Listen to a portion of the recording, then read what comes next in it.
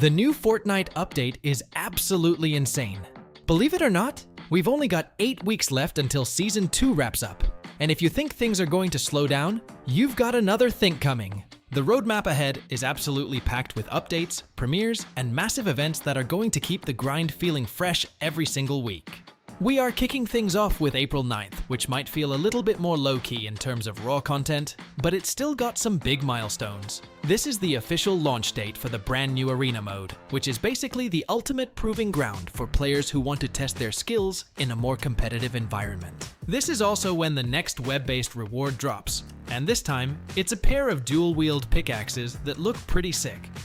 Since we've been tracking these weekly cups, this will also be the week of the fourth and final tournament in this specific series. There is also a massive rumor swirling around about the boys finally making its way into Fortnite.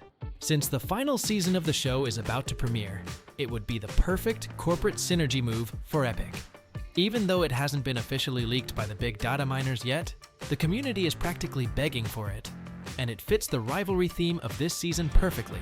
Moving forward to the April 16th update, things start moving at a breakneck pace. This patch is so big, it's basically covering 2 weeks worth of content in one go. We already have leaks confirming that Showdown Act 2 will be the centerpiece here. Each team is getting 3 brand new weapons or unique mechanics to play with. One of the most anticipated additions is Jules' new heavy pistol, which is essentially a hand cannon on steroids. We've known about this gun since the season started, but it's finally time for it to hit the live servers. There's also a new rematch mechanic coming that lets you jump right back into a game with the people from your previous lobby. Honestly, I have mixed feelings about this one. If the queue takes more than 2 or 3 minutes to find everyone, most people are just going to back out and find a fresh game. Nobody has the patience to sit in a lobby for 5 minutes just to get revenge on the sweat who 200 pumped them in the last match. While the Battle Royale fans are eating good, the other modes aren't being left in the dust either. We're getting a brand new season of Fortnite Festival, which means a new featured artist, a fresh battle pass, and a totally revamped stage. LEGO Fortnite is also getting a Season 2 refresh, specifically focusing on the second part of the Ninjago collaboration, which should be a huge hit for the brick builders out there. There's even a wild rumor about the Reload mode getting a new map. Some people noticed that the Simpsons Island was recently updated in the game files for no apparent reason, leading many to believe that Springfield might actually be the next destination for the Reload. If that's true, the nostalgia factor is going to be through the roof. Perhaps the biggest win of the entire month is happening on April 16th. Save the World is finally going free to play. And they aren't just doing it for the current platforms, they're actually launching it on the Nintendo Switch 2 as well. This is a massive legacy move from Epic.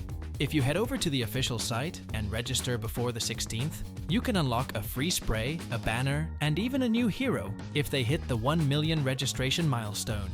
Beyond that, we're looking at a brand new 6v6 first-person mode. It's supposed to be a tactical hero shooter style experience with different classes and even a sword that can block incoming fire. It sounds like Epic's version of Overwatch or Valorant, and I'm here for it. They're also adding a karaoke mode, which makes sense since they're retiring some of the older battle stage modes to make room for these evolved versions of the game. It's sad to see Rocket Racing go, but it looks like they're just preparing to fold the entire Rocket League experience directly into the Fortnite launcher by October. As we slide into May, the focus shifts to Act 3 of the Showdown, and, of course, Star Wars. Starting April 30th, the Star Wars Creative Islands go live, allowing creators to go nuts with force powers and lightsabers. We're almost certainly getting a new Mandalorian collab to celebrate the upcoming movie, and you can bet your V-Bucks that Grogue is coming back as a sidekick. Then on May 14th, we hit the home stretch with the final update of the season, the Epilogue. This isn't just a normal act, it's going to feature one massive world-altering mechanic. People are speculating about a Doctor Doom transformation, or a Godzilla-style big boy mechanic where you become a literal giant on the map. My personal theory, they're bringing back a buffed version of the Infinity Blade that's even more cracked than the one from the OG. The season will likely conclude with a massive live event. While Epic hasn't officially confirmed the timing, the leaks are pointing toward a spectacle that matches the high-stakes theme we've been playing through. Once that's over, it'll be time to say goodbye to Season 2 and dive headfirst into the teasers and trailers for Season 3. We're still about 1.5 months away from that, so don't get ahead of yourselves. There is still a mountain of loot to find, and plenty of rewards to claim before the clock runs out. The decisions coming from the suits at Epic Games are going to massively impact the future of the game. But Fortnite isn't just about the game modes, the skins, or the patch notes. First and foremost, Fortnite is us. Right now, it is more important than ever that we pull together. It is time to put aside the beef, the toxicity, and all the drama dividing loopers across the globe.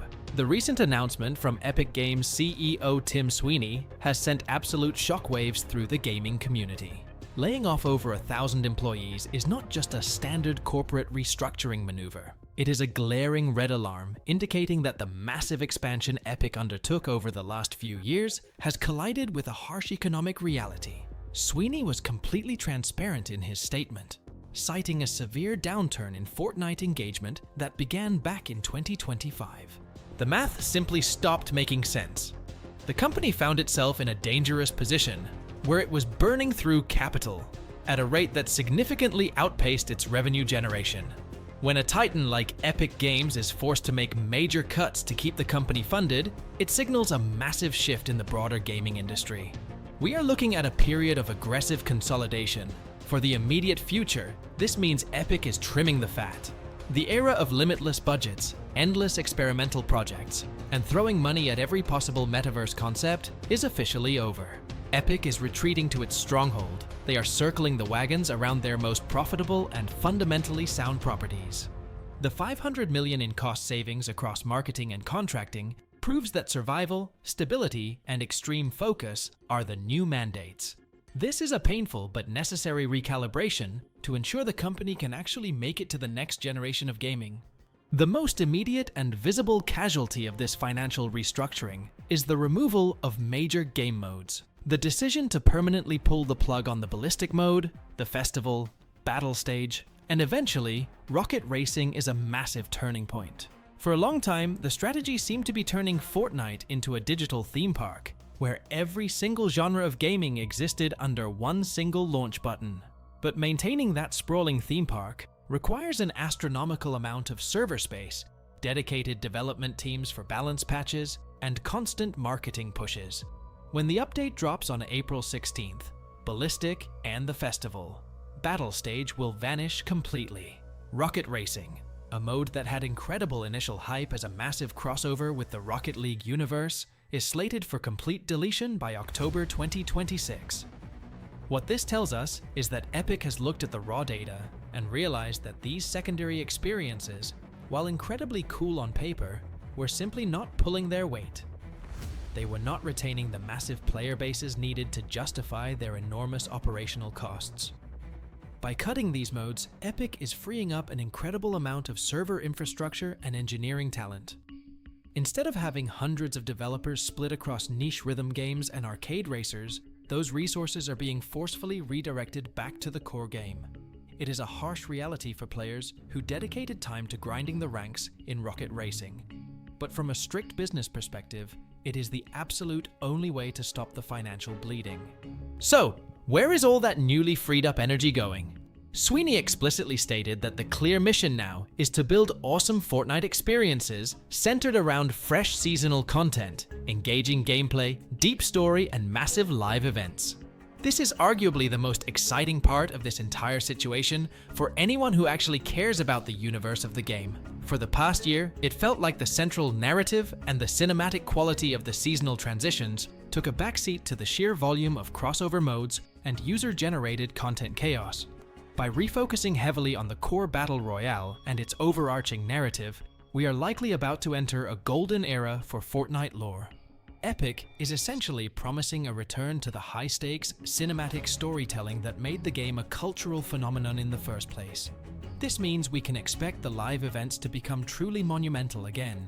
The storylines will likely become much more cohesive, weaving the map changes, the seasonal battle passes, and the character arcs into a singular, gripping cinematic narrative. For creators who thrive on dissecting the lore, analyzing map changes, and building high-fidelity 3D cinematic art based on the game's universe, this pivot is the best possible news. It means the source material is about to get a massive injection of quality and focus. We are going to see a level of polish and narrative depth that simply was not possible when the studio's attention was fractured across 5 different genres at once. The most critical piece of Sweeney's statement, and the one that will alter the landscape of the entire gaming industry, is the confirmation of the transition from Unreal Engine 5 and UFN straight into Unreal Engine 6. This is not just a standard software update. It is a foundational shift in how games will be built and consumed for the next decade. Unreal Engine 5 brought us incredible leaps in lighting and geometry, but it also brought a host of performance and optimization issues that developers have struggled with for years. Unreal Engine 6 is being positioned as the ultimate solution to these massive hurdles. By aggressively accelerating their developer tools and focusing on extreme stability, Epic is aiming to create an environment where the line between a standalone AAA blockbuster and a player-created Fortnite island completely disappears. We are looking at a future featuring technologies that allow for millions of dynamic light sources and completely unlimited geometric detail without the crushing performance hits we see today. For independent creators and developers, this is revolutionary. It truly democratizes the creation of hyper-realistic, high-fidelity games. Imagine being able to build a dark, atmospheric, suspenseful thriller experience, complete with digital humans and cinematic path-traced lighting, entirely within the UEFN ecosystem. Unreal Engine 6 is designed to unify the development pipelines. You build your massive high-quality project once, and you can instantly deploy it as a standalone PC or PlayStation 5 release, or directly into the Fortnite ecosystem as an interactive island. This level of interoperability will give independent developers and 3D artists unprecedented power to monetize their creations and reach an audience of hundreds of millions of players instantly, especially for those pushing the limits on next-generation gaming laptops. Ultimately, this massive restructuring, the painful layoffs, and the culling of unpopular game modes are all incredibly calculated sacrifices on the altar of the future. Epic Games is betting the entire farm on their vision of an interoperable metaverse, powered exclusively by Unreal Engine 6. They are taking the bullets now, enduring the terrible public relations nightmare of mass layoffs, and taking the hit on the decline of their 2025 metrics to ensure they emerge as the absolute undisputed kings of the next hardware generation. Sweeney mentioned kicking off the next generation of Epic with huge launch plans toward the end of the year. This likely points to a massive, multifaceted reveal of what Unreal Engine 6 can actually do when running natively on the most powerful modern hardware. The strategy is to create a digital ecosystem so powerful, so stable, and so visually breathtaking that every other developer in the world is forced to use their tools. If Epic Games successfully executes this massive pivot, the entire concept of what a video game is will change. Players will no longer be locked into isolated experiences. You will have your digital identity and your high-fidelity cosmetics seamlessly moving between massive AAA cinematic narratives, intense competitive shooters, and user-generated horror survival games, all rendered in breathtaking Unreal Engine 6 graphics. The path to get there is clearly going to be incredibly rocky, filled with server shutdowns and massive corporate shifts, but the destination Epic is driving toward is nothing short of a complete revolution in digital entertainment. The next few months leading into the end of 2026 are going to be critical, and the gaming world will be watching their every single move.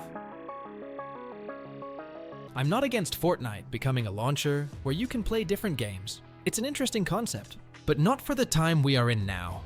Epic first needs to show its main audience that the metaverse is a sound concept and that it can offer many great modes. Epic has succeeded in this before. Starting with Chapter 6, all the metaverse modes we received were maximally in the Fortnite style, where we were literally given the opportunity to play Chapter 1 of Fortnite, or Ballistic, where you played with your Fortnite skins and wraps, and Blitz mode, which is literally based on different chapters of Fortnite. This is a great concept. I like the idea that we have a main game, and we can use its skins and items in other games within Fortnite. Therefore, I think it would be great if the metaverse continued to develop in this direction. At the very least, a previously mentioned superhero shooter with DC character abilities or a multiversus with Fortnite skins would be better. Even if we're not talking about copying other games, but about original modes, there have long been rumors about a car mode. They could create a battle royale spin-off without weapons, where the only way to win is to fight in cars, as it was in the Wrecked season. Such a mode wouldn't take much time or money to create. It's literally just adding a couple of devices to the current Battle Royale map. Wrecked Season has enough fans, and I'm more than sure that such a mode would have gathered much more online players at the start than the Fall Guys basketball, and the players would have been much happier. But instead, we got the Crown Jam mode, which has no single hint of Fortnite. You can't even pick up the bean version of a skin, and there are no Fortnite props, so it's not surprising that players have responded quite coldly to this mode. I don't oppose Fall Guys being in Fortnite eventually, but as I said, Epic needs to approach this issue very carefully and add things gradually. I want to remind you separately that this basketball mode was in development for over a year, a whole year. A huge amount of human resources and money was spent on some strange mode that will only be in the game for 2 weeks. At the same time, I want to remind you that Ballistic is still in early access. The last non-cosmetic update for Festival was in Chapter 5, when they added the battle stage. I find it unpleasant that every year we get modes that are subsequently abandoned and nothing is done with them. The Fortnite universe is needed not just to surprise everyone with a huge number of games, but so that players can play literally anything they want within Fortnite. However, the lack of updates and content for other modes means that after a while, people simply don't want to play some of them. Honestly, it seems like there's some kind of mess going on in Epic's office. Personally, I like the concept of Fortnite becoming a launcher with a huge number of other interesting games, but this concept has an obvious implementation problem. We've touched on some of these problems earlier, but now I'd like to draw your attention to others. If Epic wants to compete with Roblox, they definitely need to do some things properly, not haphazardly. Take, for example, the thin client that they've been promising to release for 2 years now. The fact that a game with a million different modes still doesn't have proper memory management is honestly amusing. For instance, to download Roblox on your phone, you only need about 200 megabytes, but Fortnite takes up to 30 gigabytes. If a player sees some cool Battle Royale mode in Fortnite and wants to play it, they will look at the game's size and simply be too lazy to wait for it all to download, so they'll go to the same type of game, but on Roblox.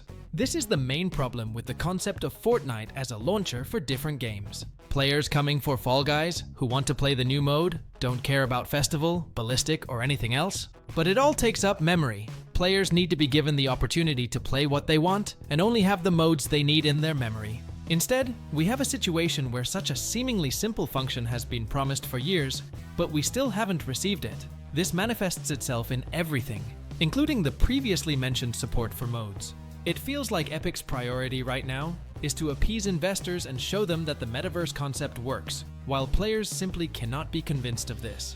It's unclear what will happen with Festival next.